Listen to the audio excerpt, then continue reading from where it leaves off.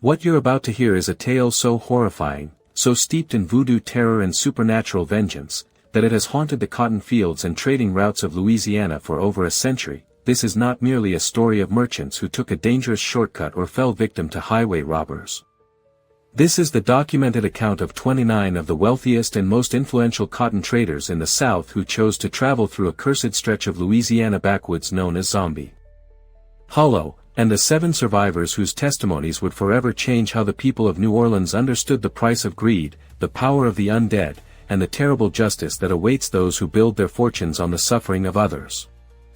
This is the true story of the Cotton Merchants' Massacre of 1886, where the dead rose to collect debts that could never be paid in gold, and where the walking corpses of enslaved souls finally claimed their revenge.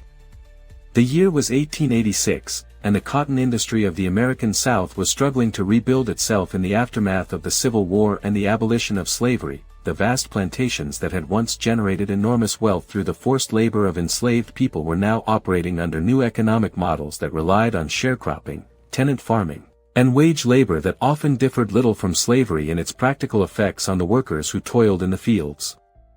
New Orleans remained the commercial heart of the cotton trade, where merchants, brokers, and financiers gathered to negotiate deals that would determine the flow of cotton from the fields of Louisiana, Mississippi, and Alabama to the textile mills of New England and Europe. These cotton merchants represented some of the wealthiest and most powerful men in the South, individuals whose fortunes had been built on the exploitation of human labor and who had successfully adapted their business practices to maintain their wealth and influence in the post-war economy. The 29 cotton merchants who would travel through Zombie Hollow on that fateful November morning in 1886 represented the elite of New Orleans commercial society. They were men whose names appeared on the boards of banks, whose mansions dominated the Garden District, and whose political influence extended throughout Louisiana and beyond. Their annual inspection tour of the cotton-producing regions was both a business necessity and a social event that reinforced their status as the masters of the Southern economy. Leading the group was Beauregard Ashworth, a man whose family had owned some of the largest cotton plantations in Louisiana before the war and who had successfully transitioned to become one of the most powerful cotton brokers in the post-war economy. Ashworth's ability to manipulate markets, control prices, and exploit both workers and smaller competitors had made him one of the wealthiest men in New Orleans, but it had also earned him the hatred of countless people whose lives had been destroyed by his business practices. Among the merchants was Cornelius Blackwood, whose banking empire had been built on loans to plantation owners and whose foreclosure practices had allowed him to acquire vast tracts of land at a fraction of their value. Blackwood's cold calculation and ruthless business methods had made him feared throughout the cotton-producing regions, where his name was synonymous with financial ruin and economic exploitation. The group also included Thaddeus Grimm, a cotton factor whose warehouse operations controlled the flow of cotton from dozens of plantations to markets around the world. Grimm's ability to manipulate shipping schedules, storage costs, and quality assessments had given him enormous power over cotton producers, and his willingness to use that power to extract maximum profits had made him one of the most hated men in the industry. From the world of cotton processing came Mortimer Crane, whose textile mills employed hundreds of workers under conditions that were barely better than slavery. Crane's factories were notorious for their dangerous working conditions, long hours, and poverty wages, but his political connections and economic influence had protected him from any meaningful regulation or reform. The remaining 25 merchants represented every aspect of the cotton trade: plantation owners who had adapted to the post-war economy, shipping magnates who controlled the movement of cotton to distant markets, insurance brokers who profited from the risks associated with cotton production and transport, and financial speculators who manipulated cotton prices for their own benefit. The route that would take these 29 merchants through Zombie Hollow had been chosen for practical, rather than supernatural reasons. The traditional roads through the cotton-producing parishes had been damaged by recent flooding, and a local guide had suggested an alternative route that would save them several days of travel time. The shortcut led through a section of Louisiana backwoods that was rarely traveled by outsiders, an area known to locals by the ominous name of Zombie Hollow. Zombie Hollow was a stretch of swampland and forest that had acquired its sinister reputation during the darkest days of slavery, when it had served as a dumping ground for the bodies of enslaved people who had died under particularly brutal circumstances. Plantation owners who wanted to dispose of evidence of their cruelty would bring corpses to the hollow, where the acidic soil and aggressive wildlife would quickly eliminate any traces of their crimes. But the hollow's reputation was based on more than just its use as a burial ground for the victims of slavery. Local voodoo practitioners and folk healers claimed that the area was haunted by the spirits of the dead, who had been denied proper burial rites and whose anger at their treatment in life had prevented them from finding peace in death. These restless spirits were said to have the power to animate the corpses of the dead, creating zombies that served as instruments of supernatural vengeance. The guide who had suggested the route through Zombie Hollow was an elderly Creole man named Baptiste Thibodeau, whose knowledge of the Louisiana backwoods was legendary among those who needed to travel through the more remote areas of the state. Baptiste's family had lived in the region for generations, and his understanding of the local geography, weather patterns, and cultural traditions made him an invaluable resource for anyone who needed to navigate the complex network of waterways and forest paths that connected the scattered communities of rural Louisiana. What the cotton merchants didn't know was that Baptiste Thibodeau was more than just a guide. He was a powerful voodoo practitioner whose family had been practicing the religion for generations, and whose own grandfather had been among the enslaved people whose bodies had been dumped in Zombie Hollow decades earlier. Baptiste's suggestion of the route through the hollow was not motivated by practical considerations, but by a desire for supernatural justice that had been building for generations. On the morning of November 13, 1886, the 29 cotton merchants gathered at the St. Charles Hotel in New Orleans to begin their annual inspection tour of the cotton-producing regions. They traveled in a convoy of elegant carriages that reflected their wealth and status, accompanied by servants, guards, and the supplies necessary for what they expected to be a comfortable and profitable journey through the countryside. Baptiste Thibodeau met them at the edge of the city, mounted on a horse that seemed far too old and tired to be suitable for a long journey. The elderly guide's appearance was unremarkable. He was a small, weathered man whose dark skin and simple clothing marked him as a member of Louisiana's rural working class. But those who looked closely might have noticed that his eyes held depths of knowledge and pain that spoke of experiences that went far beyond his apparent station in life. The journey began normally enough, with the convoy following well-traveled roads through the prosperous parishes that surrounded New Orleans.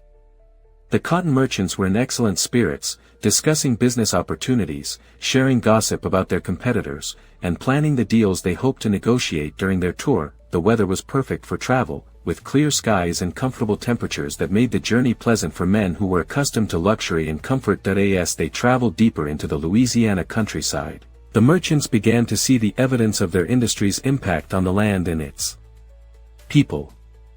Cotton fields stretched to the horizon, worked by sharecroppers and tenant farmers whose poverty was evident in their shabby clothing and malnourished appearance. The contrast between the merchants' obvious wealth and the desperate poverty of the workers who actually produced the cotton was stark, but the businessmen seemed oblivious to the human cost of their prosperity. Baptiste Thibodeau led the convoy along increasingly remote roads, explaining that the flooding had made the main routes impassable and that this alternate path would actually save them time and provide them with opportunities to see cotton operations that were off the beaten track. His knowledge of the local geography seemed comprehensive, and his calm confidence reassured the merchants that they were in capable hands. But as the day progressed and they traveled deeper into the backwoods, the landscape around them began to change in ways that made some of the merchants uncomfortable. The prosperous cotton fields gave way to swampland and forest, the well-maintained roads became rough tracks that were barely suitable for their elegant carriages, and the few people they encountered seemed to watch them with expressions that combined fear and hatred in equal measure. It was late in the afternoon when they entered the area known as Zombie Hollow, following a narrow path that wound through dense forest and marshy ground. The air in the hollow was thick and oppressive, carrying scents of decay and stagnant water that made several of the merchants complain about the unpleasant conditions.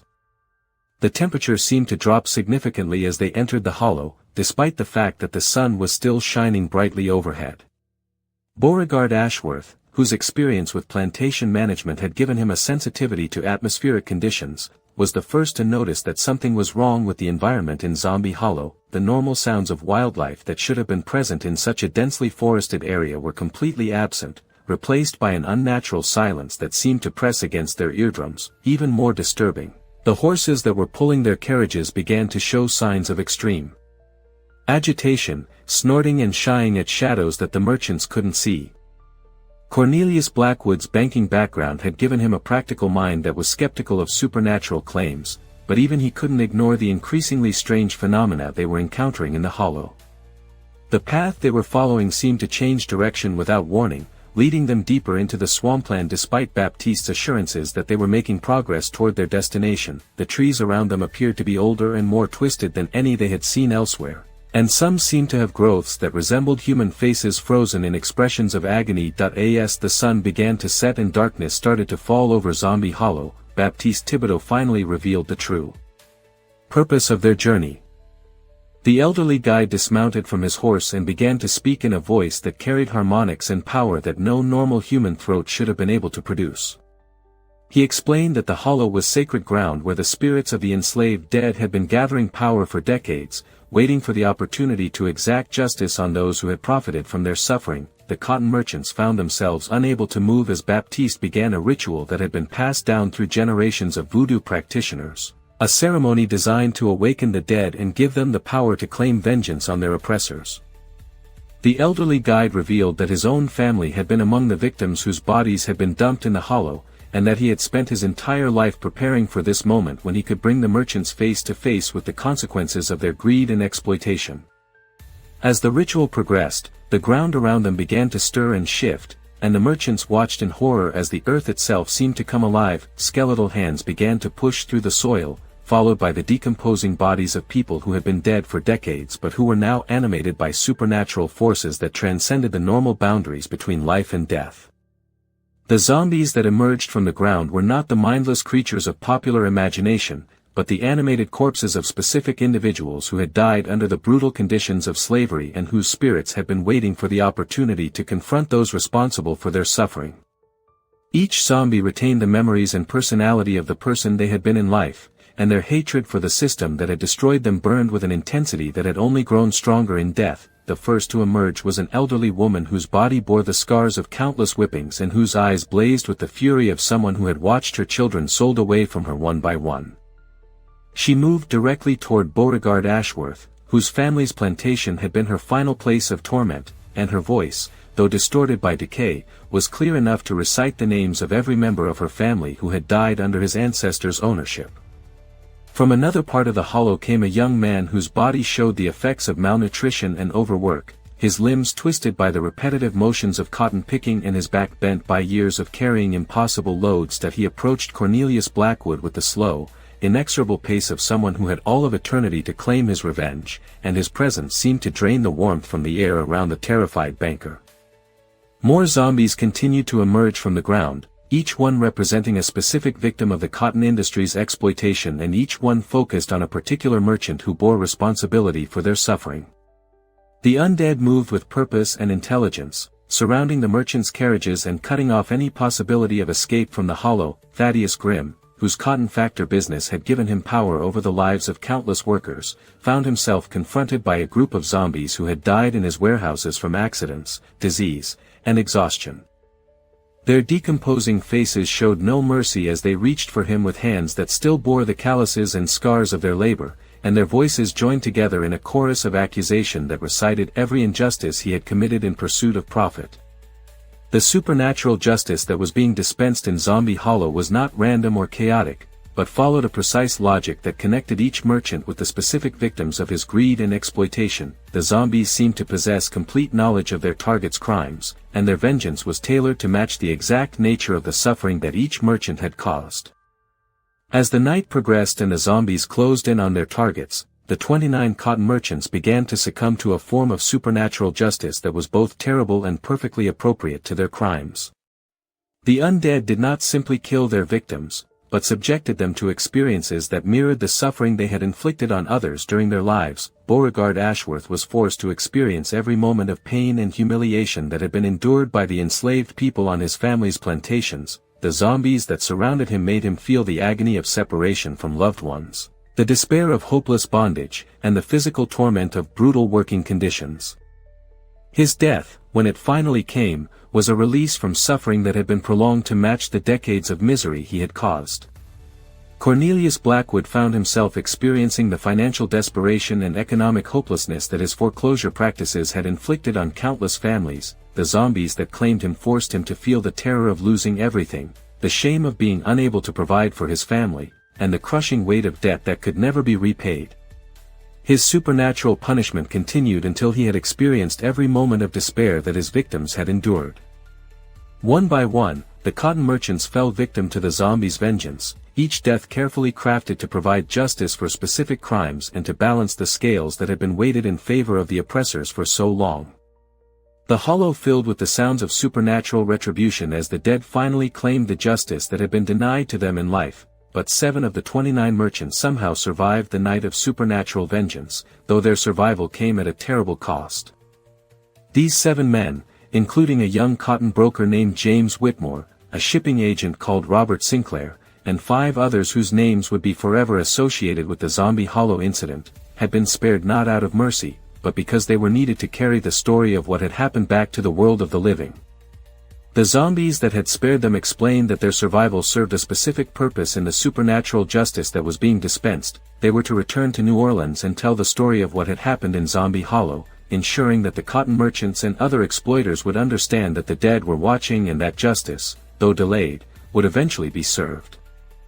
As dawn broke over Zombie Hollow, the zombies that had emerged to claim their vengeance slowly returned to the earth, their mission of justice completed. The 7 survivors found themselves alone in the hollow, surrounded by the remains of their colleagues and forever changed by their encounter with supernatural forces that had transcended death itself to claim what was owed to them. The journey back to New Orleans was a nightmare of guilt, terror, and psychological trauma for the 7 survivors. They had witnessed the ultimate consequences of the exploitation and greed that had characterized their industry, and they carried with them the knowledge that similar fates might await anyone who continued to profit from the suffering of others. James Whitmore, the youngest of the survivors, was so traumatized by his experience that he abandoned the cotton trade entirely and became a teacher in a school for freed slaves. His first-hand knowledge of the supernatural consequences of exploitation made him a passionate advocate for workers' rights and social justice, though he was careful never to reveal the true source of his conversion. Robert Sinclair continued to work in the shipping industry, but he used his position to improve working conditions and fair wages for dock workers and sailors. His experience in Zombie Hollow had given him an understanding of the spiritual dimensions of economic exploitation, and he spent the rest of his life trying to atone for his previous participation in an unjust system.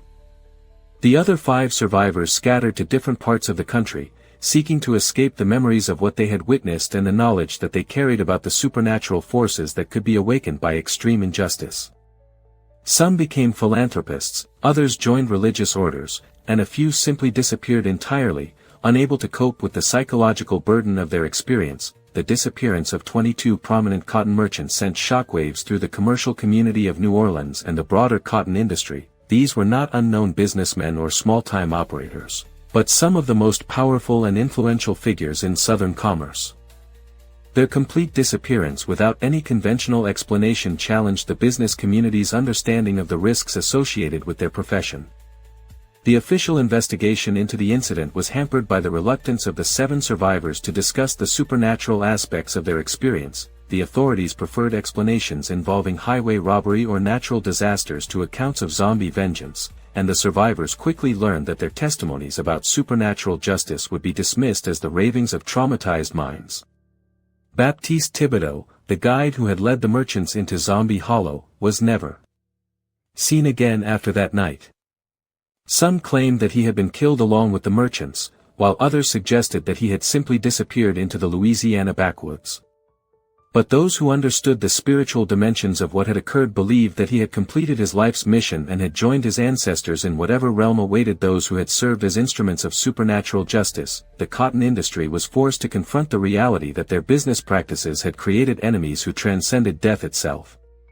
The story of Zombie Hollow became a cautionary tale that was whispered in boardrooms and trading floors throughout the South, serving as a reminder that exploitation and greed could have consequences that extended far beyond the normal boundaries of business and law. The incident also had profound effects on the development of labor relations in the post-war South. The fear that supernatural forces might be watching and judging their treatment of workers led some employers to improve working conditions and wages, though these improvements were often motivated more by superstition than by genuine concern for workers' welfare. The voodoo community of Louisiana saw the Zombie Hollow incident as validation of their beliefs about the power of the spirits to intervene in worldly affairs and to provide justice for those who have been wronged. The story became part of the oral tradition of the religion, serving as both a source of hope for the oppressed and a warning to oppressors about the ultimate consequences of their actions. The 7 survivors found that their experience had created a bond between them that lasted for the rest of their lives. They maintained contact through letters and occasional meetings, providing mutual support and validation for their shared encounter with supernatural justice. Their correspondence provides valuable insight into the long-term psychological effects of witnessing such profound supernatural intervention in human affairs. The site of Zombie Hollow itself became a place of pilgrimage for those who sought justice for historical wrongs and for people who wanted to honor the memory of those who had died under the brutal conditions of slavery. Local voodoo practitioners would conduct ceremonies in the hollow, calling on the spirits of the dead to continue their work of supernatural justice and protection. Modern researchers have attempted to investigate the Zombie Hollow incident using contemporary archaeological and paranormal investigation techniques, but their efforts have yielded mixed results. The hollow itself has been difficult to locate precisely, as the landscape of rural Louisiana has changed significantly since 1886. And some investigators report experiencing unusual phenomena that suggest the area retains some of its supernatural properties. The psychological impact of the incident on the broader community was significant and long-lasting. The story of Zombie Hollow became part of the folklore of Louisiana and the broader South, serving as a reminder that the injustices of slavery and its aftermath had created spiritual debts that might never be fully paid. The tale influenced literature, music, and other forms of cultural expression, contributing to a growing awareness of the need for racial justice and reconciliation. The economic consequences of the incident extended far beyond the immediate loss of the 22 merchants. The cotton industry was forced to adapt to new realities that included not only changing labor relations but also the psychological effects of supernatural fear on business decision-making. Some companies relocated their operations away from areas associated with supernatural phenomena, while others invested in spiritual protection and cleansing rituals. The story has continued to influence popular culture and academic research well into the modern era. The Zombie Hollow incident has been studied by historians, anthropologists, and researchers interested in the intersection of folklore, religion, and social justice. The tale provides insights into how oppressed communities have used supernatural beliefs to cope with injustice and to maintain hope for eventual vindication. The influence of the incident on the development of modern civil rights movements has been subtle but significant. The story of supernatural justice being visited upon oppressors provided a powerful metaphor for activists who sought to challenge systemic racism and economic exploitation. The idea that the dead were watching and that justice would eventually be served, even if delayed, offered comfort and motivation to those who struggled against seemingly insurmountable odds. As we reach the end of this haunting journey into the supernatural heart of economic justice, we are left with questions that challenge our understanding of the relationship between exploitation, death, and divine retribution. What really happened to those 22 cotton merchants who vanished without a trace in the Louisiana backwoods? Did the spirits of the enslaved dead truly rise from their unmarked graves to claim the justice that had been denied to them in life, or did something even more profound occur, a cosmic balancing of accounts that transcended the normal boundaries between life and death?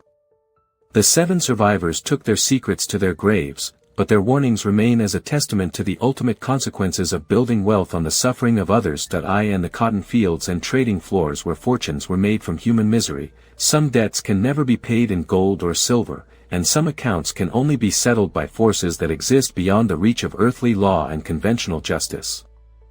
The earth of Zombie Hollow may have closed over the bones of the dead, but their legacy lives on in every struggle for justice, every fight against exploitation, and every moment when the oppressed find the strength to demand what is rightfully theirs. For in the end, when we build our prosperity on the suffering of others, we may find that the dead are keeping careful records, and that someday, somehow, the books will be balanced. If this chilling tale of supernatural justice and the ultimate price of exploitation has left you questioning the true cost of economic inequality, Please show your support by hitting that like button. Your engagement helps us continue to explore these forgotten chapters of history that remind us why justice delayed is not always justice denied, sometimes it's just waiting for the right moment to strike.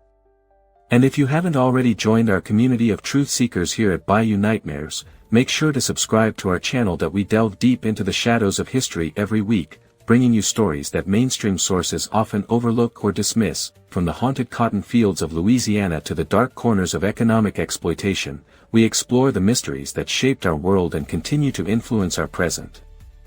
It's important to remember that while the stories we share on Bayou Nightmares are carefully researched and based on historical accounts, they are presented as entertainment and educational content. Some elements may be dramatized or interpreted through the lens of folklore and legend, though they are often inspired by real events and genuine human experiences that deserve to be remembered and understood. Until we meet again in the shadows of history, keep questioning the official narratives, keep seeking the truth behind the legends, and remember that sometimes the most powerful force for justice is not the law or the government, but the accumulated weight of wrongs that demand to be made right, even if it takes generations for that reckoning to arrive. This has been Bayou Nightmares, where the past never truly dies, and the darkest secrets eventually find their way to the light.